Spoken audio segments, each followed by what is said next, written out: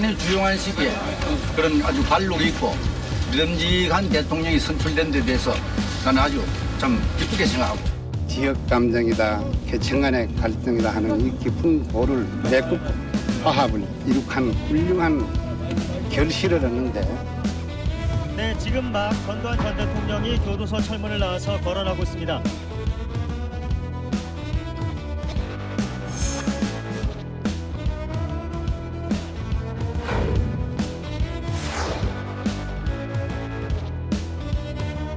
죄는 미화돼 죄인은 용서하고 오직 민주주의를 지지하고 참여만 하면 다 같이 참여할 수 있도록 길을 열어주겠다는 것을 여러분 앞에서 말씀드린 바입니다.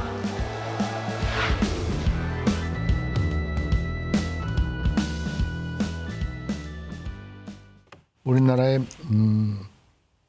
그 대칭되는 그룹이 어쨌든 간에 있지 않았습니까? 민주화 그룹과 민주화하지 않는 이런 그룹이 있었는데 이걸 완전히 이 사람들은 없애고 죽이고 그럴 수는 없지 않습니까?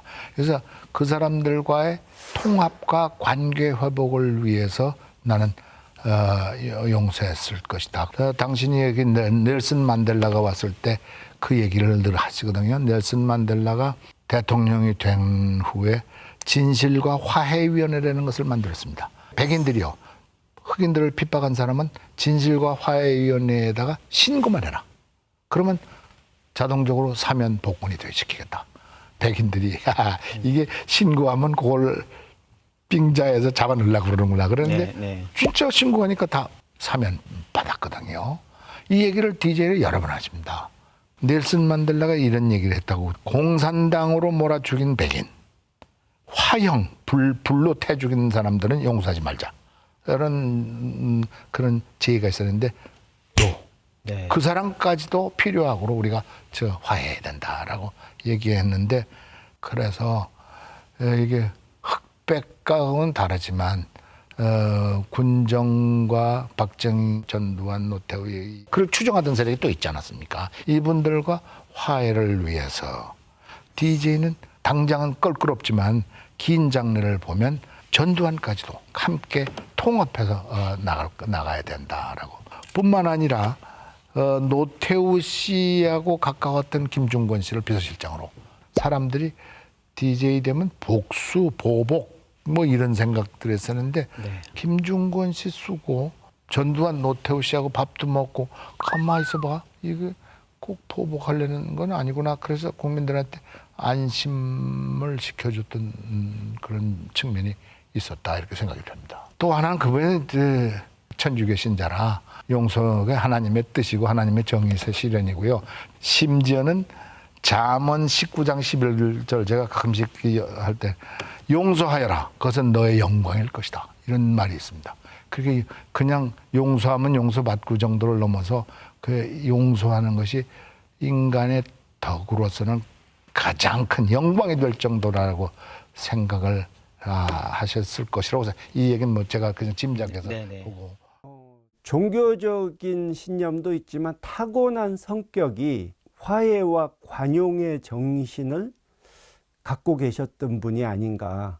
6.25 전쟁 때 목포에서 인민군에 의해서 수감돼 가지고 총살당하기 일보 직전에 간신히 살아나셨지 않습니까?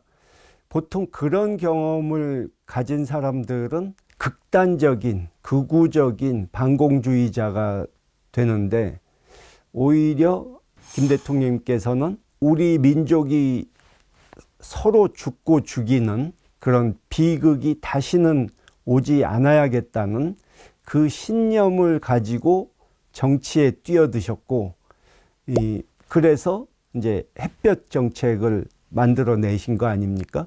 그런 정신을 처음부터 젊었을 때부터 갖고 계셨던 것이고 독서로 세계 역사 같은 지식을 쌓으시면서 남에게 복수하면 다시 그 복수는 또 새로운 복수를 부르고 그러면 갈등이 끊어지지가 않기 때문에 화해하고 용서하고 하는 이런 것으로 갈등을 풀어야 한다 하는 신념을 확고하게 갖고 계셨던 것이죠.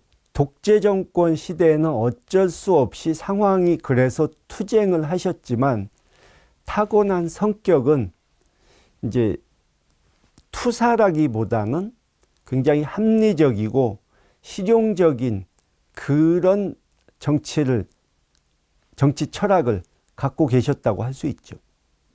소위 동진 정책으로 김대중 대통령이 영남을 엄청나게 다녔어요.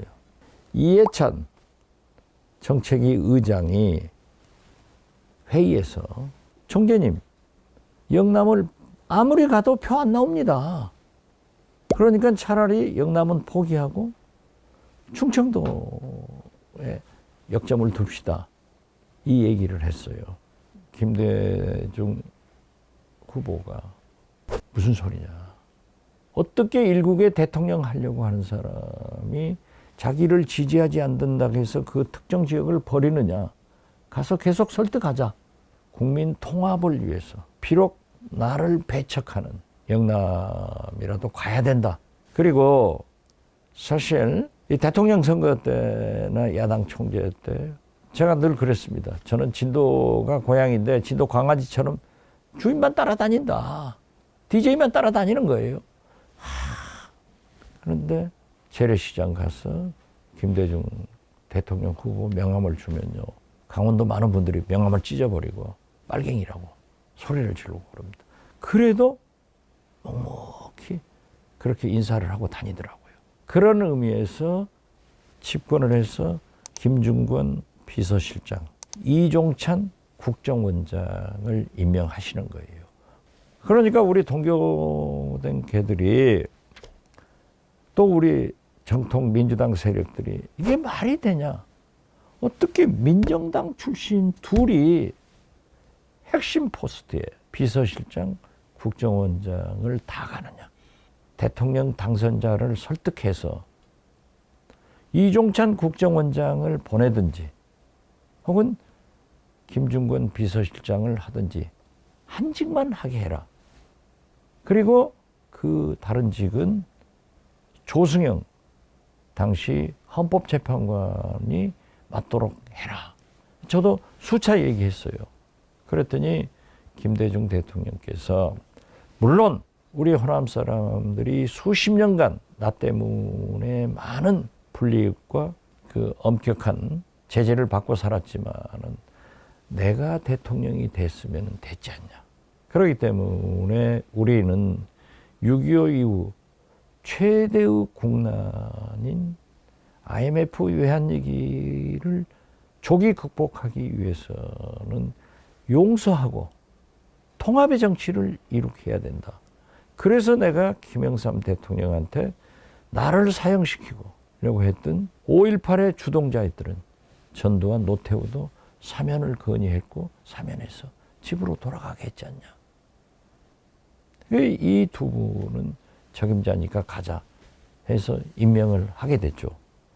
동교동계는 권노갑, 김옥두 등 한 사람도 자기들도 선거 때 만약 김대중 총재가 대통령 당선되면은 우리는 임명직은 하지 않겠다라고 기자회견을 해서 밝혔기 때문에 권노갑 그런 분들은요 면석이 한 번도 안 해봤습니다. 오직 동교동계로는 저 혼자 인수위원회로 당선자 대변인으로 청와대 장관을 다 했죠. 그렇게 동진정책을 써서 한 것이 김대중의 큰 정치다. 지금 윤석열 대통령이 그렇게 할 수 있는가? 더 중요한 것은 강인덕 통일부 장관을 등용합니다. 중앙정보부의 대공국장 출신으로 탄압 그리고 용공 세력을 만들어낸 그 중앙정보부 국장인데 이분이 아주 진보적 통일관을 가지고 있기 때문에 임동원 외교안보수석과 함께 설득해서 통일부 장관으로 임명을 했더라고요. 김대중 대통령은 피하가 없어요. 능력이 있고 국가를 위해서 할 수 있는 인재면 다 쓰는 거예요. 인사탕평 정책을 써서 민정당을 했건 이해창 총재를 선거 때 도왔건 능력이 있고 건전한 생각을 가지신 분은 다 중용을 해가지고 IMF 외환 위기를 극복할 수 있었고 새로운 IT 시대를 여는 그런 대통령이 됐다. 그래서 인사에서 출발했다. 그런 의미에서 저는 김중건 비서실장을 또는 이종찬 국정원장을 등용한 것은 잘한 일이다. 그렇게 생각합니다.